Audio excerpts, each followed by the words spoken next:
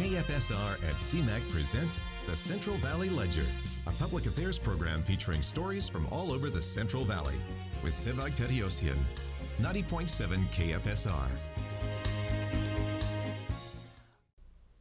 Welcome to another edition of the Central Valley Ledger. We're recording out of the beautiful downtown Fresno studios of the Community Media Access Collaborative, Fresno Clovis. Where we're actually sitting was once a dinosaur, where this building was the Met Museum. Today we're going to be talking about a local church in town, St. Paul Armenian Church. Their pastor or Reverend Father is here, Father Yessai Bedros. Welcome to the program. Thank you. Thank you. So I wanted to bring you on the show because for years the church had Tateosian as the pastor of the church or the Reverend Father. You're relatively new. I mean, I say that, but you've been here probably over a year, right? Yeah, 6 years. So 6 years. Yes. Oh, wow. Yeah. Time flies. Yes. So, and lifestyle for you and your training was a little different. You had to go to a seminary or monastery. Before we get there, tell us about yourself. Yeah, my name is Father Yessai, as you said. First of all, I want to thank you for having me today. It's an honor for me.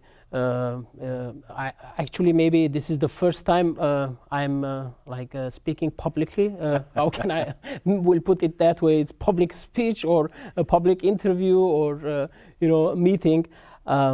Yes, my name is Father Yessai, and I was born in Syria, northern Syria, Kamashli. That city, I'm sure that you've heard recently there was an attack by Turkish government. I was born there. I want to stop you. Yes. So you were born in that actual city. Yes. I'm sure you're thinking about the town now. Do you hear about it? Yes, I've been in touch with my family, relatives there. I have still my uncle, my nephew, and other family members, and I've been in touch with them, and they said now they have more peace. They've been in a lot, attack and some confusion, some fear, but now they're doing better. So what we see on TV is the attack and the relocation of citizens and stuff. So it's real. It's happening. Yes. In northern Syria. Yes, that happened all, and now they're better. And I'm happy that our Armenian communities, working with along with other communities like Assyrian community, Coptic community, they're trying to protect their city and churches and all the people that they have.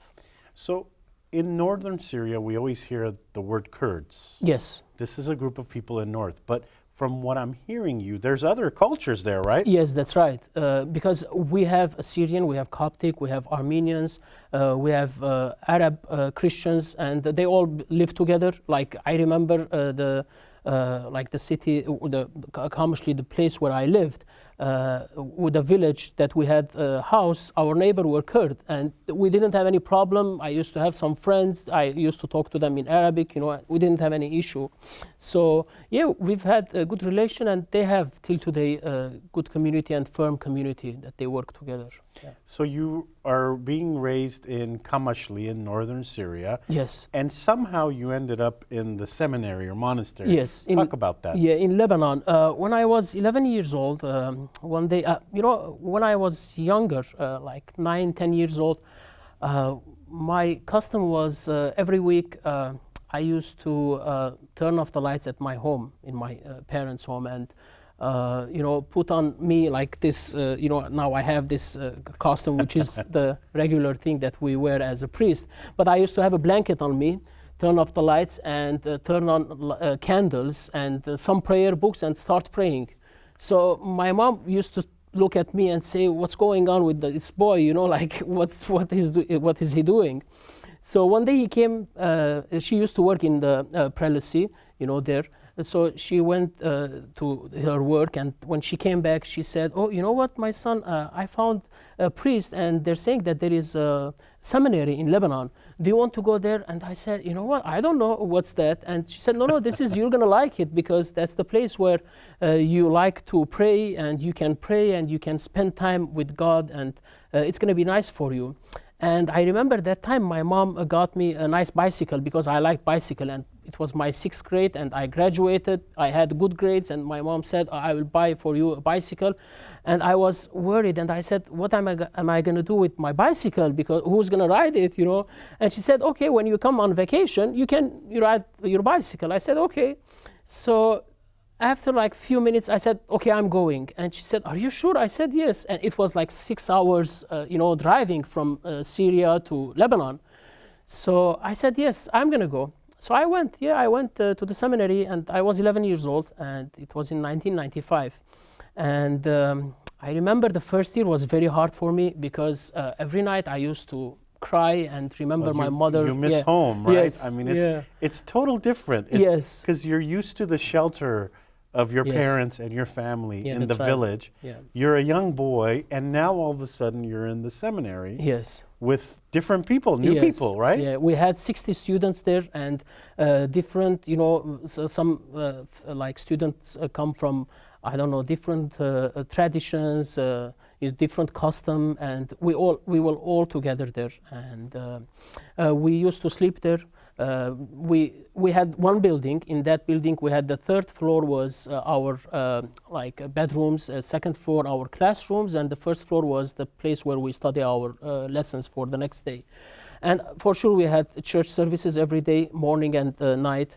And I spent like 3-4 months there, and then I go on vacation on New Year and also Easter. However, it was like hard for me, and but I can say that I really learned a lot from that seminary, and the first thing that you learn is self-confidence, which is you can lean. You don't need to lean on others when you have any decisions to make, because.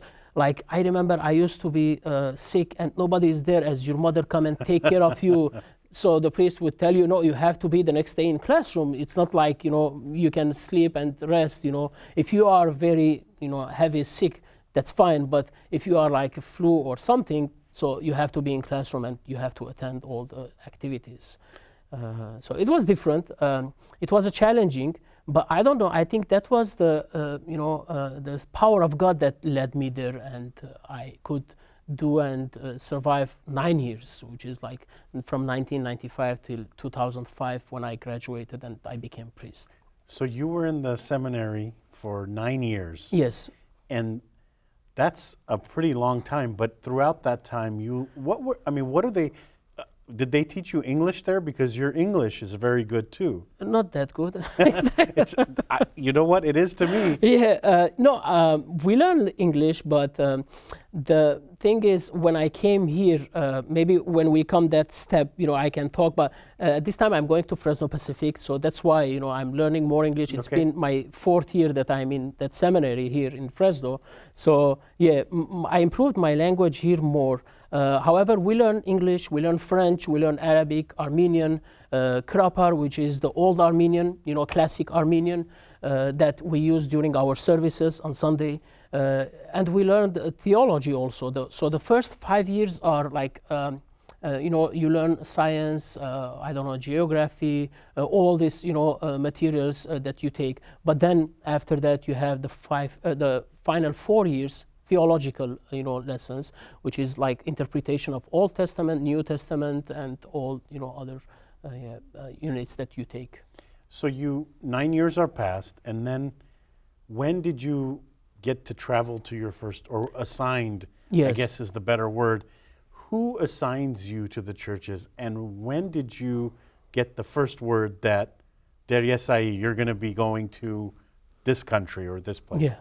There is a difference between married priest and not married priest in Armenian Church. So if you are a married priest, you have the choice to pick which parish you're going to go. Okay. If you are not married, so in that case you have the bishop or the Catholicos in our case, that he decides where you're going. But in my case, because I became a married priest, I had to pick one of the parishes that I wanted to go. So in the beginning, I forgot to tell that also. In the beginning, I was planning to become not married priest. But the last year, the 9th year, I decided that, no, I'm going to go for married priest and I will get married. And because I liked, create family, build a family and have children. So how that may, because if you are going to become a married priest, if you learn 3-4 years, it's fine. However, my journey started as to become a celibate priest and then end up a married priest. So my last year when I decided, I got married. It happened very quick. I find my wife, and and if I don't want to get too much in your personal business, but tell, where did you meet your wife? I mean, because you're in the seminary. It was a mediation, I couldn't do that. So we had a person who became a mediator between her and myself. So she said that, this girl will be good for you. And then what happened, my future brother-in-law came to the seminary.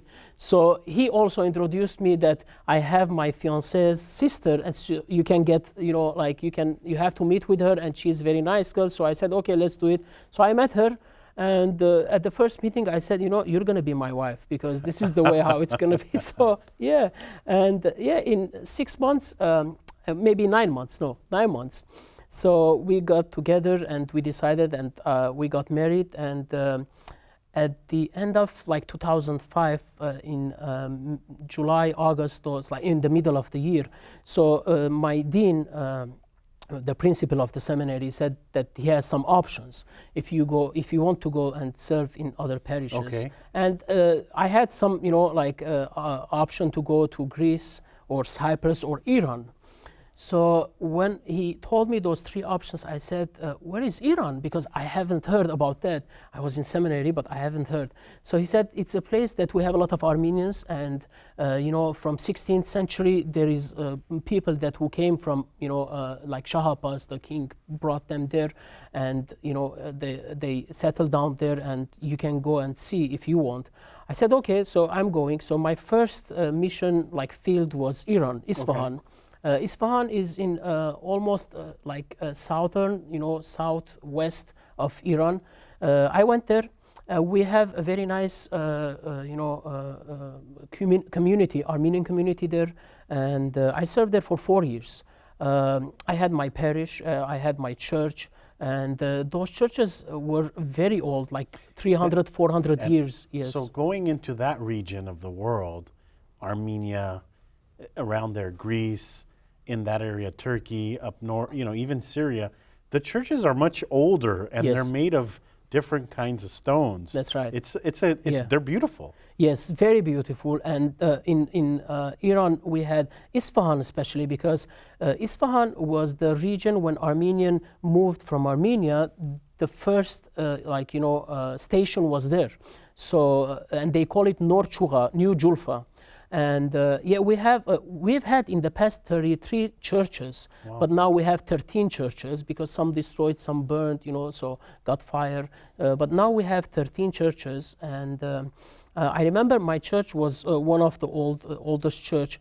And the last year when we were moving from Iran to Lebanon, going back to Lebanon, it was interesting that the government has some groups that they come and clean all the walls, and clean the church. Mm-hmm. And it was interesting that they found some, where is the altar? On the altar behind the walls, there were some, spots of, gold. Wow. So what happened? They figured out that in the past it was all, structured by gold. Wow. But when the revolution came in Iran and everything has changed, so people came and painted. So when they come in the church, they don't see that gold, or they gold, steal. Right. Yeah. So they found that, and they tried to work to bring back that old culture and old structure, and they did actually. It turned very nice. So I want to fast forward to Fresno. Yes. Where were you when you heard that you're coming to Fresno? And when you got here, had you heard of Fresno before? No. So when I went to Lebanon, after 4 years, I decided to come to United States. So I came to United States and I stayed for 4 months in Los Angeles. Then the bishop said, okay, there is Fresno, do you want to go? I said, okay, let's go. So I came to Fresno. And your family's coming with you, right? Yes. During this time. Yes. Yes. So it's an interesting experience for you, your whole family, right? Yes. Because you're going from church to church, country to country. That's right. And so you heard the opportunity for Fresno came. Yes. We came here, and my wife told me this will be the last station. I said I don't promise, so I don't know what's in the future. But yeah, because every time when I go any church and I serve, I like to be in that church and help people, and help in their spiritual needs. But there are sometimes I want to do some changes, so that's why it happened in 4 years. And I want to mention, like, my first son was born in Iran, and my second son was in Lebanon, and my third is in Fresno. So I have 3 international birth. We came to Fresno, and it was nice to be here. However, I can tell you, Iran, Lebanon, and Fresno, they're different cultures. They're different, custom that you come and you have to try to accustom with that and compromise how to work. So that's why after 1 year, I decided that I have to go somewhere so I can learn about the culture. So when I was thinking about that and thinking about improving my language, I said the best place is to go to a seminary. So I looked and found the Fresno Pacific. Right. And that's why I registered, and this is my 4th year already learning there to pursue my master's degree in Christian ministry. Wow, that's incredible that you're continuing your education. Yes. We talked earlier, and I knew that you'd been here for a few years, but Yes. I didn't realize that you've been here for 6 years. Yes. Is that natural? Is that so? I'm asking you the question because I'm worried that you're going to be called to go to a different church when you're building this community here. Yes. You've built a good community here. Who makes the decision now that? Can you say I want to stay in Fresno? Yes, you can. Yes, it's up to you, and also it's up to the bishop, and it's up to the options. Like when you have other option and you think that it's better for your future or for your children. So it depends. Yeah, but at this point, I'm serving here, and I'm very happy, in the church, and we have all our activities, that we have during the year. We have our organizations like Parish Council, Ladies Society, youth, organization which we call ACYO, which is Armenian Church Youth Organization. Yes, we are active in our community, and we have different activities that people come and join. We have our Armenian festival that we have in May, and a Great Blessing, which is in August. And then you have a bazaar. You have a church luncheon and bazaar. Yes. For lunchtime that goes on. Yes, that one. That one is the Armenian festival, and we have the Great Blessing, in August, that we commemorate the Assumption of Holy Mother of God, St. Mary. We have activities, and we try to, be with the community, because you have to be with them, and you have to serve their needs spiritually, socially, and in general. One thing I find interesting about you is you opened up your home. Yes. To a group of people. Yes. And I was one of those. Full disclosure, I was one of those. Yes. I mean, priests. I don't know.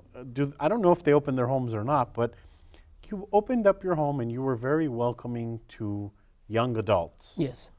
Why do you do that? What's so important about being connected with the young group or the group? Yes, because personally and along with my wife, we always think about our young adults, and we know that they are the future.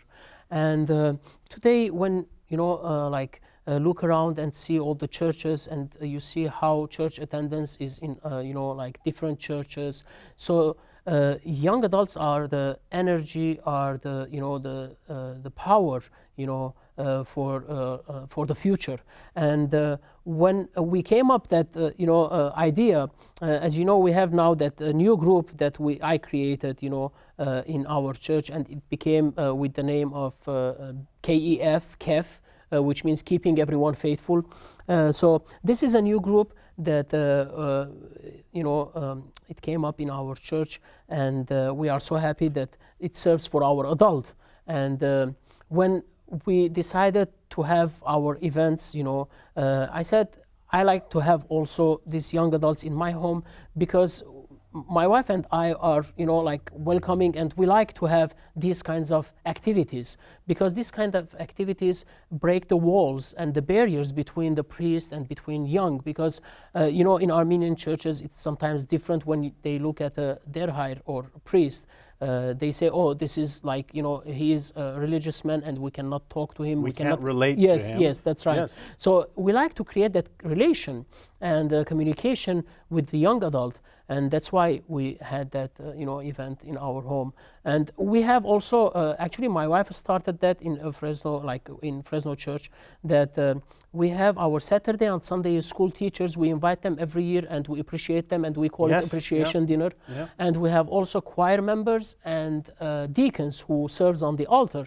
And we invite them to our house, and we do an appreciation dinner for them. So they come, just sit there, enjoy the meal, and have a good time, sing and socialize, and go back home. Yeah. Why is and speaking more generally now, not so much the Armenian Apostolic Church. Yes.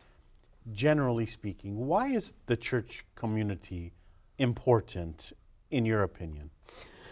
The church community is very important, because the church is the way that guides us to God. The church is the way that shows the instruction how to live our life according God's will. So if I am a Christian and if I want to follow Jesus, the church is that guideline where I can learn.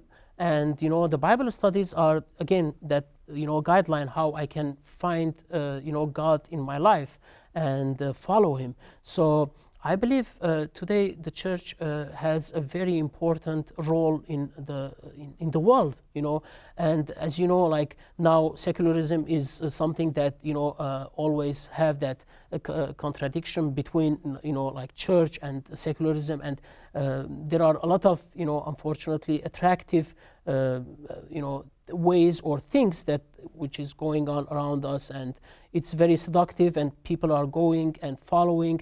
However, we neglect or sometimes ignore the church community.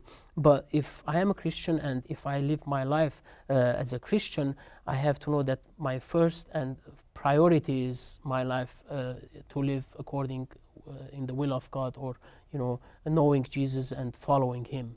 So that's why I feel that the church is important, and the church is the place where we come and we have fellowship, we have relationship, we have communication, because coming from Eastern culture, I feel that individualism here, and it's hard for us also, like we've had hard time, and that's why we came up with those events, so we can socialize more, because I feel that individualism here, and it's really like influenced by people, unfortunately. And now when I'm learning in the university, I'm learning more, and I see that that's the way how it is, painted the picture. So it's ready. This is how you're going to live, and this is how you're going to be living in this, country or in this world. So we're running out of time this week on the program, but I want you to talk about. Maybe I talked a lot. That's why. This is great. As a host, yes. I love this kind of interviews because you told some great stories. Thank you. And provided some great information. But is life in Fresno different than, we touched on it a little bit, but let's dig into it a little bit more. Is life in Fresno different than life in the village you're from, and in Iran, and in Lebanon? Is it different? Yes, there is a difference, and as I said, here maybe you have less socializing, less relationship, so sometimes it's missing that communication. And I believe the churches are the place where they create that communication, and that's why I would say that the church has important role in life. Like in Lebanon, you have, now it's changed. I'm not saying like it's totally changed. However, there are still that communication, that relationship between people and friends, as a society, as a community. So here, that's different. And that's why, I said in the beginning it was hard for us. But when I started going to school and learning about culture, like Western culture, now I said to myself, oh, here is why we are having this struggle in our life. This is why we are challenged to, create that, socializing and fellowship in our community. So Sundays are the days where there is liturgy Yes. at St. Paul Armenian Church. Briefly tell us what time it starts, what people can expect. Yes. Every Sunday we have our divine liturgy, our worship service. It starts at 9:30 with morning service, and then 10 o'clock with the divine liturgy. And after that we have fellowship in our Barbarian hall. Our service is mostly in Armenian. However, we have two screens that can show you like the translation, the transliteration in English and transliteration in English. So you can follow through the service. I give my sermon, my message, spiritual message, in the middle of the service. And I give it in Armenian and English because we have both, bilingual. Yeah. Yes, yeah. So, and then our service is, it's every Sunday is the same service because we have, this is from our forefathers that they prepared, for the church, and we use it every Sunday. We have the hymns, like the spiritual songs that we sing every Sunday, and we prepare the bread and the wine as a communion, which symbolizes the holy body and blood of our Lord Jesus Christ, and we give that communion at the end of the service. Dear Yessai, we're out of time this week, Yes. but I would love to invite you back. Yes. I'd like to hear more about your upbringing in northern Syria and your time in the different countries, because I think you have a vast knowledge about life in different places. And here you are in Fresno. Thank you. Thank you. Thank you for coming. Thank you. That's all for this edition of the Central Valley Ledger. You have been listening to KFSR 90.7 FM. And thank you to those watching on CMAC, Comcast 93 and AT&T 99. Our technical director has been Gary Johnson. Thank you to Daisy Ramirez, who is our student assistant producer. Our guest has been Der Yessai Bedros from St. Paul Armenian Apostolic Church. Tune in next week to a new edition.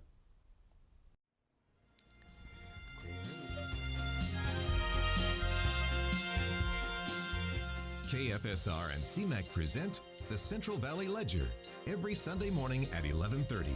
For a complete program schedule, visit kfsr.org.